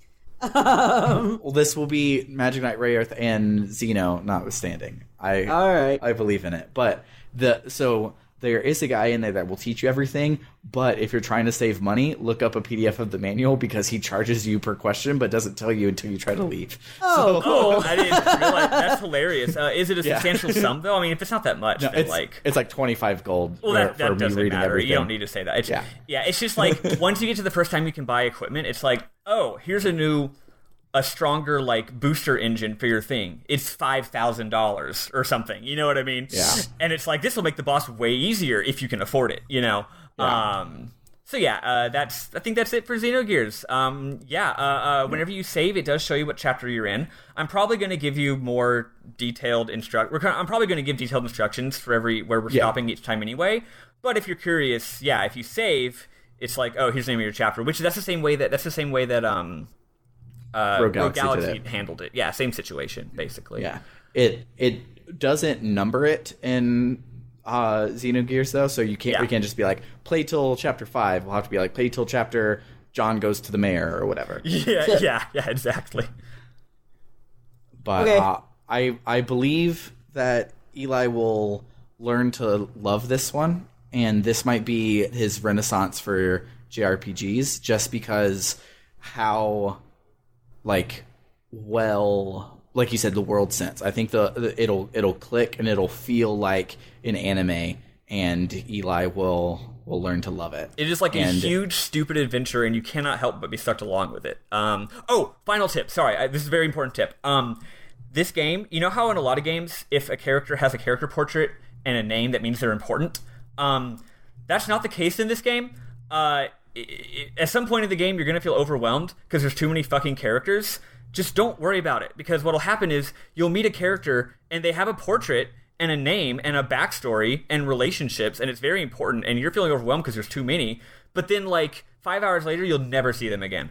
So it's like, don't feel like you have to understand everything that's going on. It's fine. Like, most of the plot points from the first third of the game don't even matter anymore by the time you get to the second third of the game, because the plot has just changed so much by that point. So don't let that deter you. Just be like, whatever, it's that guy, I guess. And now you have the ability where, like, if like last time, Spiff knew nothing about Sailor Moon, so if he got to a word soup of a referential cutscene, he was just like, all right, I'll remember this, and then I have a question for Wednesday. So if you're the same way, you got me and Spiff to like help drive the car, and you'll have Ken with you while you play it. Everything will be great. But this, like, in addition to this being the first real ass RPG that we're playing, it's like, for all of the like warnings and negative-ish things about it, it's also like the truest like part of like the RPG book club has always been like this story driven, like, we will probably talk about one boss fight like type thing, like we'll probably talk about all of them, but it's like the juice here will be playing the game, reading the story, those sorts of things,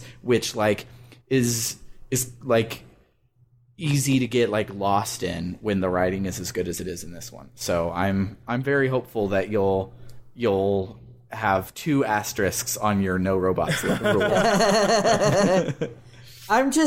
I'm so picky about the things that I like and the games that I play, and you know, I tried to get into Gundam Wing when I was in college because I had a roommate who was like super hardcore Gundam Wing fan. and I watched an episode and went, "This is some boring bullshit." Yeah. Have you tried other Gundams? Because Gundam Wing is one of the worst Gundam series.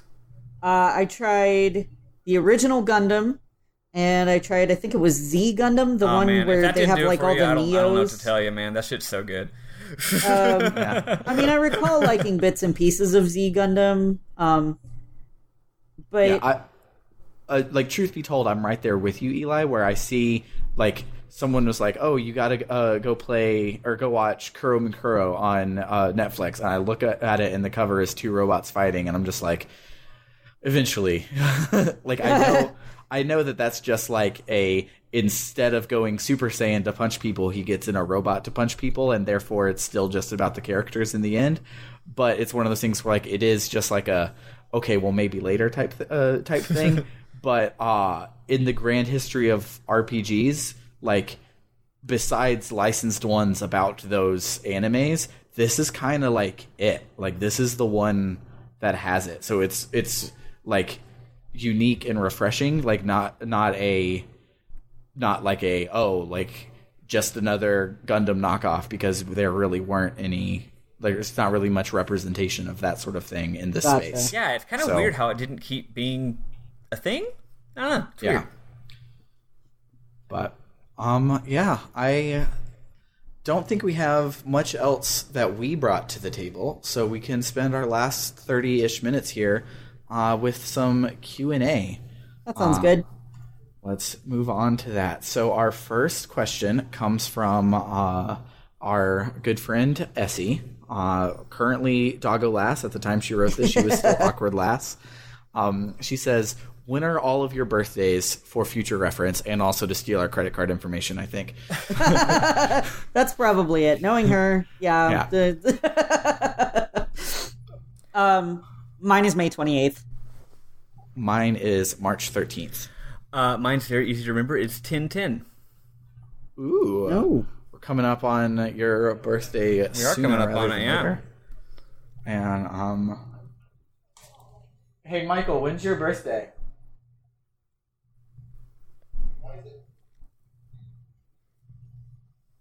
I don't think you can hear me. Oh, well, I tried. It was nice hearing his sensual Latino voice. When? His birthday is July 2nd. So, now you know. Nice. So, the next question comes from our good friend Francisco. Goes by JRPGT on our Discord and Twitter and YouTube. And he says, have you ever gotten a platinum trophy or the equivalent? And what's your story behind it? How long did it take you? And if you haven't, what's the hardest, like, a trophy-ish thing that you've collected / went for? Question. What is platinum trophy? So I am new to PlayStation. Well, PlayStation, Steam has achievements, Xbox has achievements, but basically a platinum trophy is when you get every single achievement in the game. Oh. So it'll give you... Platinum trophy is you got all the other trophies. Yeah. Cool. It doesn't always be 100%ing a game, but sometimes it does. Yeah. Depending on the game. It's the spirit of 100%, at least. Yeah. Okay. I know the answer then. All right. What's your answer? Undertale. Nice. There we go. Yeah. It's literally the only platinum trophy that I've ever gotten, because every achievement is basically related to just playing the damn game. Yeah. And he had a lot of funny, jokey fun with that, too. Because the thing is... yeah. So here's the thing. When you make a game for PlayStation, you have to have trophies. It's, like, required. So a lot of indie developers, including that guy... Toby Fox. Yeah, Toby Fox. They're like... Well, if they're forcing me to do this, I guess I'll just make it not that hard to get them, or something like that. Yeah. Yeah, all of just them. Just like all the Telltale games, if you beat the game, you platinum it. Yeah, if you play the season pass and you beat all of it, you get 100% of the stuff. I think that's sort of their subtle way of disagreeing with the concept. That's fair. I'm okay with that. Yeah. I got a shiny platinum trophy, so I don't give a fuck. Yeah. I like getting achievements, but I also don't believe in myself. Mm-hmm. So when I run into one that I'm like, wow, that sounds really hard, I'm usually like, I guess I'll never have it. And I like that. Going back to The Simpsons, Homer's line about, we learned a valuable lesson here. Never try. So my plat history is, I've definitely gotten a couple. I can't remember them in particular. One, I lived with my best friend Bernard for quite a while, and he's always like, I gotta get dat plat. And we always say that. We always say dat plat is like our catchphrase. And he's more committed than I am, though. I usually peace out before that because I get distracted by another game. But a lot of games it's not ridiculous to get a plat, you know? It's like just the right, I'm stubborn and I like a challenge. So it's like, for a lot of games, it's just the right amount of challenge, you know? It's like, this is hard and I gotta try hard, but it's not impossible. So the only game I can think of right now is Sonic Generations. I didn't play it on PlayStation. I played it on Xbox 360, but I got every achievement. So that's the equivalent of getting a plat. I got 1,000 gamer score or whatever. And first of all, I love that game. It owns. And second of all, if you just play the game regular, you'll get most of the Chivos, and then there's a few that are like real hard and real fun, like beat the first level in under 1 minute, you know? Although one of them was like beat the final boss without getting hit, and in the grand tradition of Sonic games, the final boss is the worst thing you've ever played in your life. It's fucking terrible, and it almost ruins the entire game. So that achievement was really hard to get. It's like, otherwise great game. Final boss is the worst thing ever, and I beat it without getting hit because I like the game so much. Other than that, I can't remember, but I'm sure I've gotten some here and there. I'm working on getting the plat in Metal Gear Solid 5 right now, which isn't a ton of work. Although I haven't played the game in like a week, and I don't know if that's going to change because of life stuff. I don't feel like playing games right now. I'll play Xenogears, but that's probably going to be it for a while. I don't know. Halo 3. Okay, I didn't technically get all the achievements in Halo 3, but that's because I've never I ended up like changing consoles, or like living with a friend and playing on their console, you know? So if you combined all the achievements I've gotten on various profiles, I'm sure I've gotten all of them. Because I know I had all the story achievements, all the campaign achievements at one point, and then some of the multiplayer achievements are just like, get to this rank, play a whole bunch, get a Killtacular, and like, I've fucking done all that shit. So I think if you were to add up all of my real life achievements in that game, it would be 1,000 gamer score, because, you know, I played that game so much. That probably applies to Halo Reach as well. Let's see, any others? There could be a few games where it's just kind of trivial to get the plat on PlayStation, and I would have gotten those too. So that's my answer. So I used to be the person that would 100% games, and that led me to having 300 games on my I have started but not finished list where I currently am. And because of that, so the story of my single 1,000-point gamer score achievement is also the story of how that died in me. Most of my gaming on the 360 and stuff like that was spent playing Halo, but I played Halo offline, and you don't get to 1,000 if you don't play online. And so even playing with like your friends and stuff, it doesn't count for the online achievement. So I never even came close in any of the Halos. So then I get Assassin's Creed, first one, and it's one of its thing is find all of the flags, and so our feathers or whatever it is in that first one, and so I found all of the flags. I looked at everywhere. I found most of them by myself. Looked up a map to get the last ones, and I got my 1,000 gamer score, and it was great. And I'm like, this is awesome. It took forever, but let me put in Assassin's Creed 2 and start it that way. And they're like, okay, well, instead of just having 100 flags you have to find, there's 100 feathers and 50 these and 1,000 these and 600 those. What is this, and Banjo-Tooie? Yeah, like pretty fucking much, but like not in a like, because like I will always defend Banjo-Tooie, but Banjo-Tooie is like using collectibles like as a joke. So instead of just like walk over here to do a thing, it's like, oh, collect the thing, and you pick, like, it just adds it to your inventory because it's silly like that. most of the collectibles are just like, oh, health fill-ups and shit like that. But this one was all like, oh, what if we gave you like 800 Mario Odyssey moons, but that wasn't the game.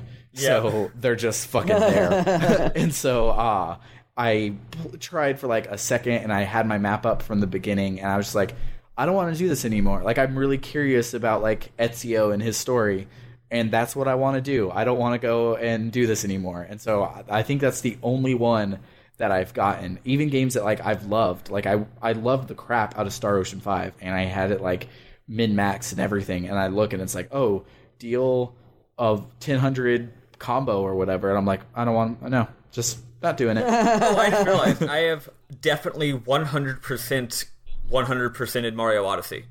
Yeah, because those have achievements as well, and you get a top hat. I love how the achievements just are moons. That's so great. Yeah. It's like, no, it's not like get moons and get achievements. Like, no, you get all the moons you can, and then you do achievements to get the rest of them. So if you have all the moons, you've 100% of the game. Actually, that's not true, because you don't need to get every single outfit, but I also got every single outfit, so that's 500% of the game. Yeah. But, that, I think we did that one pretty good. So, our best son, Matt, says, what game or games are you most looking forward to playing on the podcast? What games do you not really want to play, but you know you should, because eating vegetables is important too? So it's a two-part question. If you like from the games that we've announced, because like we've said stuff, things in the suggestions, just like games you have on the top of your head, etc. Spiffle, you can go first. The two that Rizzo wants to do both sound amazing. I forget what they are. They are Odin Sphere and Valkyrie Profile. Oh yeah, Valkyrie Profile. I'm beyond hype for that one. Odin Sphere too. I mean, Odin Sphere is cool. I've actually played a bit of that one. But that's actually not the games I was thinking of. Anyway, that's something we have. We've got a lot of good stuff lined up in the future. But I'm hyped for Valkyrie Profile. I'm hyped for Legend of Dragoon. I'm a little worried that might be vegetables, but we'll see. It's not. It holds up more than any PlayStation RPG that I've played recently. My most recent replay and my only play of Legend of Dragoon was 3 years ago, so it's still pretty heavily in my head on that one. I love how earlier I was like, when we play my games and we do Shining Force, like just trying to pretend like Matt isn't going to use 100% of his voting power to play Legend of Dragoon. Pretend like we're not doing fucking Legend of Dragoon. As far as the vegetables go, I don't know, man. I can enjoy things pretty easily. If something is historically important or important to somebody or has something interesting about it, reason why we're playing it, then headset accidentally. Oh no. Anyway, then I'm down for it. You know, then I'm going to enjoy it. Like this podcast is going to make me enjoy things that I wouldn't have otherwise enjoyed, because I'm not just playing it for enjoyment. I'm playing it for discussion and thinking. Right. Yeah. So the whole vegetables thing. No, I'm looking forward to everything. Yeah, because like, if I were a person coming to Sailor Moon, and like you can see this with the approaches of the Square Roots Versus, where they played Sailor Moon like while we were doing it. It was kind of cool that it lined up like that. But they were going at it of just like a give it your best shot for a weekend and give first impressions, and like they didn't fall in love with it in that first impressions. And I feel I would have done the same thing. I would have hit that chapter 2, been like, okay, this game isn't balanced, and it requires you to do a bunch of stupid things like enter a room twice to make the thing go on, things like that. I would have not loved it, but because I ate my vegetables and I got through it, I ended up loving it in the end. And so that might have been my vegetable answer, but because I got through that, I now know, like, even if we run out of good games and we have to play Final Fantasy VII, I'll probably appreciate it and talk about things and end up loving that, getting through that game anyways. I love our bold statements about Final Fantasy VII. It's safe. It's the low-hanging fruit in JRPG circles. You can either say that it's great or say that it's bad, and you'll get a 50-50 response rate either way, so it's okay. It's so fucking good. See, it is better than the first 6 Final Fantasies and worse than the next 6 Final Fantasies. For me, so I like vegetables, so this is more like drinking an IPA, like everybody says those are good, but I hate them. Although beer isn't really good for you. I don't know. I mean, obviously, shut up. I'm really looking forward to Undertale. That one's a secret. God dang it. Spoilers. We're doing Undertale. Is it really a secret? Because I was under the impression that we had talked about it before. I don't think we talked about it on the podcast, but okay, well, whatever. Whatever. Womp, womp. We're playing there's a lot of things Undertale eventually. I feel like I was going to say. You go. Sorry. The latency. I ruined the spoilers. That's who I am. I'm the spoiler guy. Go on. Oh, I was just going to say, I think there's a lot of things that are secrets if someone is in the future listening to this podcast, but not secrets if they're on our Discord. Yeah. That's true. Yeah. I know next to nothing about any other game, and I'm at a point in my life where I'm like, life is hard. I want games to be easy. So pretty much anything that sounds like it's going to be challenging is going to make me go, sorry, that's every game I like. So, I mean, I have a feeling there's going to be a lot of veggies in my future. It's a good thing I enjoy Brussels sprouts. Don't give me asparagus, please. Yeah, and I hope that's that a fucking hot take. Did someone just diss asparagus? I did. Asparagus is nasty. It's eating grass. I will at you so hard. But I hope that while you eat these vegetables, at the very least, you end up with more plates of your Persona vegetables, where off podcasts you were just like, this is bullshit, this is so hard, like I have to get gameshark codes, this is nuts. But then when we were like the final takes, you were just like, yeah, this game was amazing. I wish I had more time to have grinded and earned the ending than GameShark coding it, but you loved it at the end of it. Yeah. And less of them are Rogue Galaxy, where you're like, if I wasn't with Tuxedo Ken, I would have quit the fucking podcast. I did just realize one thing nice about Xenogears, actually. You can always just fucking GameShark yourself some better stats, and unlike Persona, which has its whole you have to manage your time or you're not going to see the whole story thing, this is a totally linear game, and there's missables, both story missables and item missables, but it's not like some super meta time management situation. So, if you just GameShark yourself powered up, then, bam, problem solved. So I have no qualms about feeding myself through a game if we're just doing it about the story, honestly. Yeah. So... after Persona 3, when I got Persona 5, I didn't put it on. They have a baby's first Persona level. I didn't put it there, but I put it on easy, which is one up from that one, because I was like, look, I enjoy it and all of these things, but I don't want easy was hard already, and I don't want to do that. I want to be able to enjoy this game as a narrative experience, which is the whole point of this podcast. So if at any point you have the opportunity to cheat do it. The only cheats would be ones when I played Final Fantasy 7, I was getting burnt out on it, so I did the cheat where you don't have to do the last dungeon. It saves 3 hours on the oh god on the speedrun, because it's this super long involved dungeon, but it cuts you to the cutscene at the end, which is the important part. So I just did that. I don't want to do that, but I would, if for the podcast, I would refrain from doing stuff like that, so I can experience it, but I don't it's fine, just burn yourself through it. Cool. I'm good with that. Dread. Yeah. So go ahead.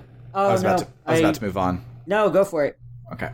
So another one from Francesco is any embarrassing screen names from when you were younger. Oh, did you have to pick that one? No. I'll go first to delay your embarrassment. I already did my embarrassing thing today. I've mostly, as I talked about before we started recording, I've been spiffiness / spiff / eventually coalesced on spiffle pretty much my whole online life. But on various other like IMs and stuff, I went by other things. So I was it's funny that JRPGT mentioned Chrono Crossing Guard, because I also, as a child, was very impacted personally by Chrono Cross. So I used Radical Dreamer as my screen name on MSN chat for a long time. Where on the doll did Chrono Cross touch you? You're radically affected by Chrono Cross. I was my dreams were radically affected by Chrono Cross, and that's just a nice phrase too, Radical Dreamer. Yeah, I love it. That's basically. One time spiffiness was taken on some website, so I went by, and this is so embarrassing because this was the mid-aughts, so this was what we talked about at the time. The Spiffy Pirate. Wow. Because everyone was all like pirates and ninjas, and like the most normie fucking meme imaginable. Like pirates was like a thing. So yeah, I'm still the Spiffy Pirate on YouTube. That's my YouTube name. Or maybe not anymore. I don't know. I think that's it for me. Well, Matt, aka the Dread Pirate Velvet, just cried in the Discord. Okay, but that's a good name though. That's not just like pirates, lol. Yeah. So to give Eli some more breathing room, I will go next. So my AIM screen name was SSJ3 Sam because I wanted to be That's awesome. I wanted to be Super Saiyan Sam, but I wanted to be Super Saiyan 3. But but then I was a weeb, so I wasn't just Super Saiyan. I was Super Saiyajin 3 Hilarious. Sam, but that was taken, so I was SSJ3 Sam 4. That was like just a perfect idea of me as a middle schooler. You can see SSJ3 Sam 4. Yep, that's all very right there. Very your brand. Oh, I just realized. Go on. Prior to that one, because this is the most embarrassing thing of all time. Like, everyone be sitting. I know that we are, because who would stand up for 2 hours for a podcast? But,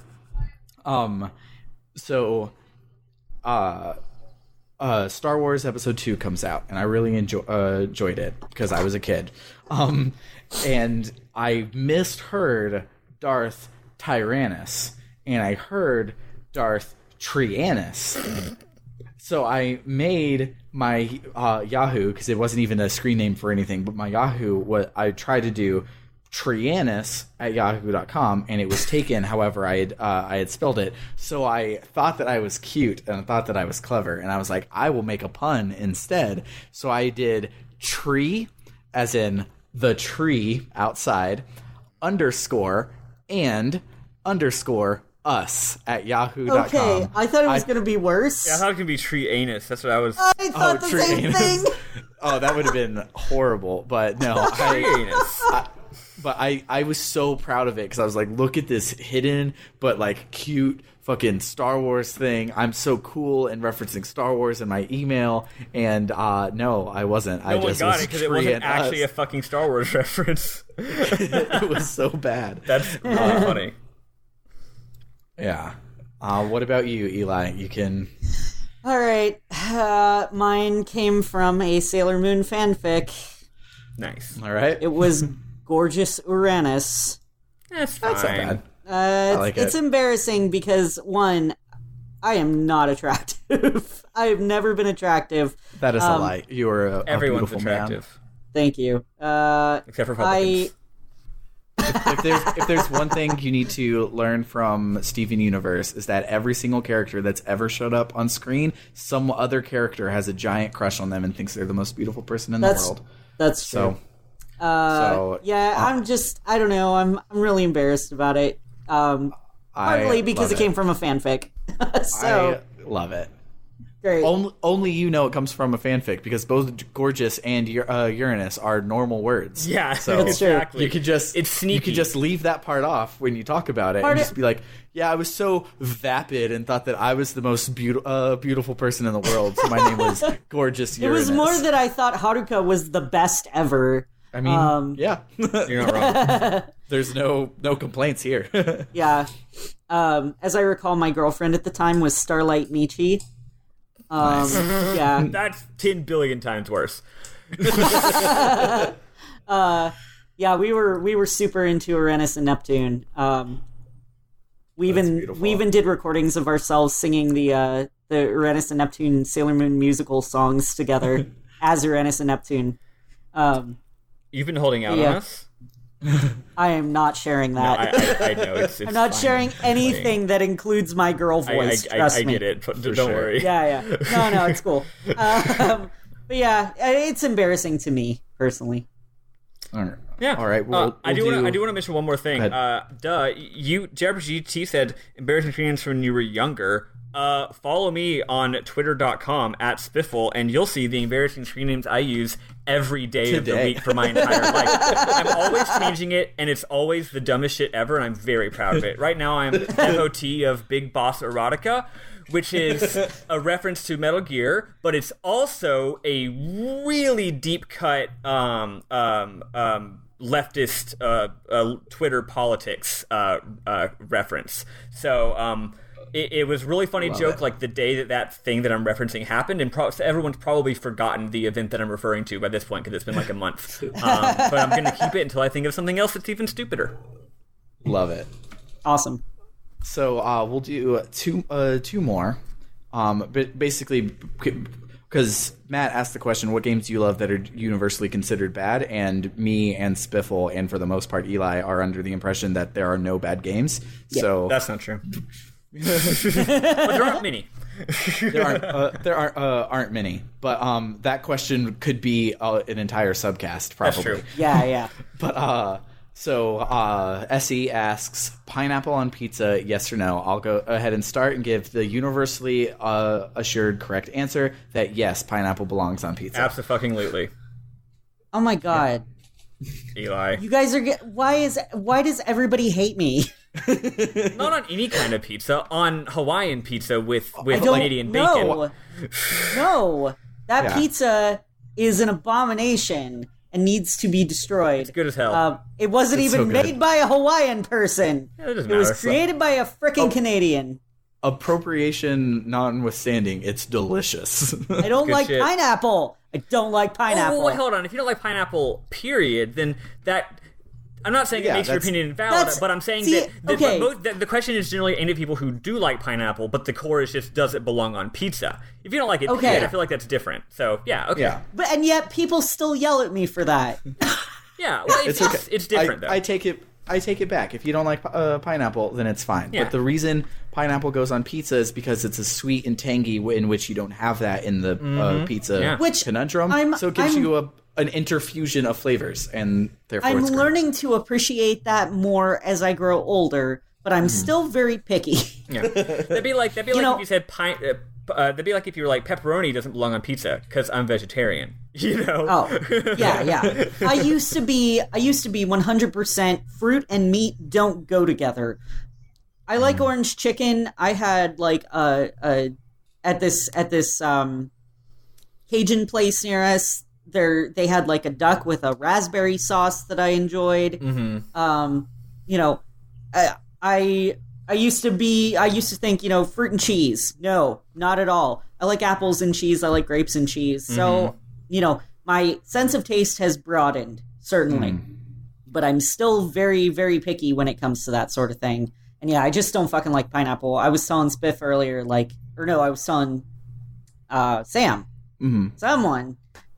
It's been 2 hours. I don't remember who anyone is. That there's a drink that I like at Cheddar's. It's an alcoholic drink and it incorporates pineapple juice, and that's fine.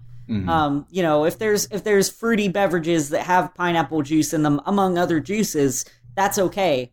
But it's something about the taste and the texture of pineapples that just I don't like it. I don't want it in my mouth. I don't understand, but okay. Yeah. It is a valid opinion, and not like a pineapples. Pineapples are amazing, but for some reason, when you put it with the other amazing thing of a Canadian bacon pizza, somehow that's bad. I don't get it. No, I don't get it either. I also don't really like Canadian bacon all that much. It's not that great. It's just ham. I mean, that's fine. That's a correct take. So our final question of the day comes again from Francisco, because I cut Matt's second question out. It now looks like Francisco's done everything. But he asks, strength, intelligence, health, and dexterity, and speed. You have 15 points, 5 stats. What's your stat spread? I'm dumping everything into int and strength.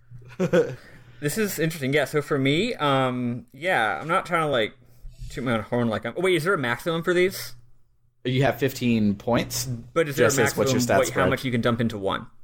He does not stipulate, so you can just be like, I don't want to be able to text on the T9 phone, so 0 dexterity and everything in intelligence. So let's put it this way. I mean, I'm not trying to say I'm an ultra genius, but this is more self-loathing. Like my intellect is the only thing I have going for me. So a whole lot of it in intelligence. Speed is the lowest, because I am both slow in physically and slow spiritually and emotionally. It's a problem for me, actually. I am it takes me a long time to make decisions, stuff like that. So yeah, I'm a slow mover. So speed 0, intelligence, I don't know, a fucking bunch, 9 or 8. Health, actually, I'm a generally quite healthy person. Dexterity medium and strength medium. Okay. What about you, Eli? Yeah, I mean, I'd like to think that I'm intelligent, but I've got that whole imposter syndrome going for me. Well, the imposter syndrome feat is only opened up at rank 10 intelligence, so that's probably. Yeah. Okay. Well, I guess I have 10 to speak truly on that, and this is something that I talked with my therapist about. Plug for therapy. You probably can afford it. I'm going to therapy for the first time later today. Everybody should fucking go to therapy. It's amazing. Yes. So we were talking about I was talking about Roscoe and James, actually, but there's a thing that happens where your taste gets farther ahead than your ability does, and that's the part where every artist has to then work through it because it sucks, and then your ability will finally catch up with your taste, and that's the hardest part of being an artist. But that gap is the imposter syndrome, so you have to have that taste to even get there, to notice the imposter syndrome thing. So the fact that you're oh, I feel that I'm a good artist, but I don't feel like I'm as good of artist as everyone around me, means that you can recognize all the good art around you, and that automatically puts you at a higher level. Yeah, there. If you were a worse artist, you wouldn't know you suck shit. Yeah. And I'm not saying you suck shit. I don't even think I've seen your art, but yeah, the better you get, the more you're oh, I suck shit, Yeah. I mean, I'm at that point where it's hard for me to pick up the tablet pen because I can't. I can't imagine myself doing good art. Why I brought it up with Brandy was because she was oh, well, why, what changed to make you not want to do it anymore? I was well, because I hit that imposter syndrome gap 12 times over the 12 years that I did it. I was oh, I'm not a good enough artist. Now I'm not a good enough writer. Now I'm not a good enough audio drama maker. Now I'm not a good enough novelist, whatever it was. I was I kept hitting that and didn't want to do it anymore. So right there with you, because I gave up on Roscoe and James to be able to allow myself room to write something else, and I haven't ever turned on a computer to write since then. So right there with you, buddy. Yeah. So I mean, I guess I'm willing to say that my intelligence stat is pretty high. I feel bad saying that though. I don't feel like I should. So Here's my hot take. If you think your intelligence stat should be high, it's not as high as you say it is. Yeah, that's the Dunning-Kruger effect. Yep. That's the opposite of imposter syndrome. Yeah. Anyone who's ever been onto something awful has seen that effect. Yeah. people who are less intelligent have the tendency to overestimate their abilities. So I would say that my intelligence, strength, and health are pretty high. I'm a fat guy, so speed is down there, and I am clumsy as shit, so dexterity is fucking 0. Yeah. So I probably have like 0 points in strength, but I have a feat that gets me a random bonus to strength in stupid situations where you don't even realize it. Like you go to pull on a door that you think isn't that heavy, and you like rip it off its hinges type thing. That happens to me randomly all the time. I think where that I'm like, just means low dex, not being able to control your strength. Maybe. So, Sam, I believe in you. I think you're strong in the real way. Oh, thank you. Don't make me sing. We're late on time. We don't have time for a Steven Universe cast. Damn it. But so then both because I have the imposter syndrome evidence and because I'm an egotistical asshole, all 15 points of mine are in intelligence. But just kidding. But I do feel my brain is like my prized possession, and I like being able to like think and do all of those things. I definitely have drawbacks where my that goes off the rails into like my anxiety, because like speaking just about this podcast, I lean over to Rizzo at work and I'm like, what if we made a podcast where it was like a book club but for RPGs? And he's like, oh, that's a good idea. I look back to my computer and an hour later I've planned out the entire first 3 years of the podcast and like sent out feelers to both Eli and Spiffle already, and like all of these things just like built this whole thing because like my brain just it gets on the tracks and it goes, and it doesn't even care how many important things are waiting at the stops to get on. It just is zooming forward to do it. So it definitely is not a I'm better than everyone bonus to my intelligence. I would love just some modifiers there. But my health is really low because no matter how many times I get reminded by Stay Hydrated bot, I laugh and then don't go get any water. And then summer has helped me eat more healthy lately, but I still am just like, oh, I need to like grab one of my raspberry infused waters, but oh look, there's a Mountain Dew instead. So yeah, health is pretty darn low for me. My dexterity I feel is high enough to play the bass and type at 70 words per minute, but low enough to be building a perler bead, and then for some reason I just shake enough to bump it with my hand and fuck up the entire thing. Everything goes fucking everywhere. God, these things are impossible. Like I built the first one I did was a Greymon, the little in battle dot sprite that they have. And so I built it, and I go to show it to Summer, and my hand shakes so violently that I just shoot all of the beads over the room. And I'm like, never mind. Ave Maria plays while they fly everywhere in slow motion. I didn't even build it back. My first one that I made, ironed together, was an XVmon because I was just like, no, Greymon's dead. Like I can't do this anymore. I've given up on this particular one. Yeah, but I've been there. My speed is physically 0 and speaking like 1,000 because I speak so fast and I listen really fast, and like all of the podcasts that I listen on like 10 times speed. Not 10 times, it's like 1.35 speed, but whatever. I listen to them fast.